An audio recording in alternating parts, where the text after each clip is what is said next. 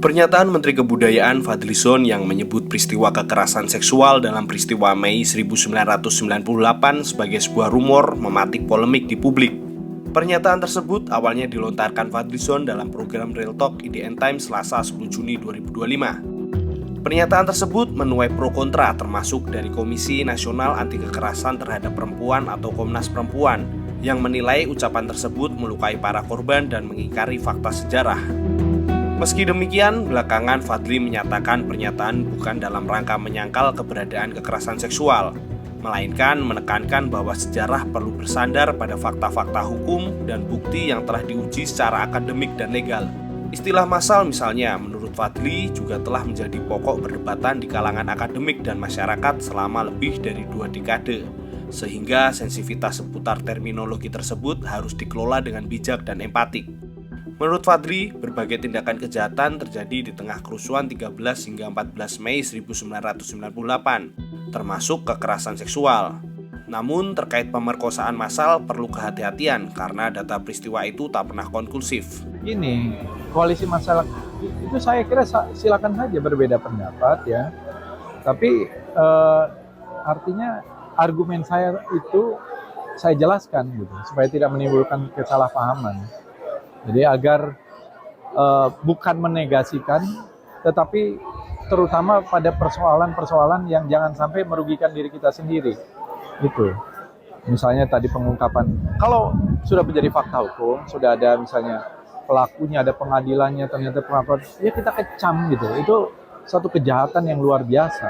Saya yakin sampai sekarang kekerasan seksual pada perempuan masih terjadi.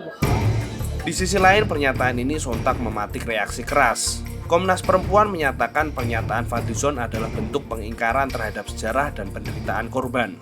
Adanya perkosaan pada saat tragedi Mei 98 sudah tidak bisa diperdebatkan lagi ya, karena di dalam laporan dari tim gabungan pencari fakta sudah dijelaskan dengan sangat clear, bahkan ada bagian bab yang secara khusus yang menyampaikan bahwa kekerasan seksual itu ada.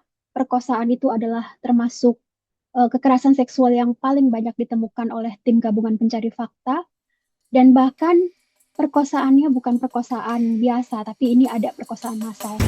Komnas Perempuan mengingatkan Fadlizon bahwa dokumen tim gabungan pencari fakta atau TGPF kerusuhan Mei 1998 merupakan produk resmi negara. Kekerasan seksual semacam perkosaan ini adalah kasus-kasus yang rumit dan kompleks.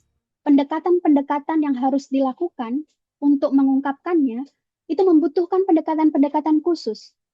Saat ini, mekanisme yang ada, sistem yang tersedia, belum cukup menjamin keamanan dan keselamatan korban.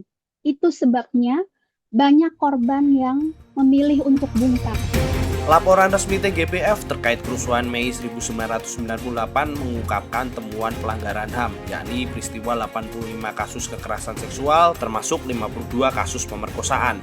Temuan tersebut telah disampaikan langsung kepada Presiden B.J. Habibie dan menjadi dasar pengakuan resmi negara terkait fakta kekerasan seksual terhadap perempuan dalam tragedi Mei 1998. Mereka juga masih dibayang-bayangi oleh huru-hara massal yang dipicu oleh gugurnya keempat pahlawan reformasi pada tanggal 12 Mei 1998. Huru-hara berupa penjarahan dan pembakaran pusat-pusat pertokoan dan rumah penduduk tersebut, bahkan disertai tindak kekerasan dan perundungan seksual terhadap kaum perempuan.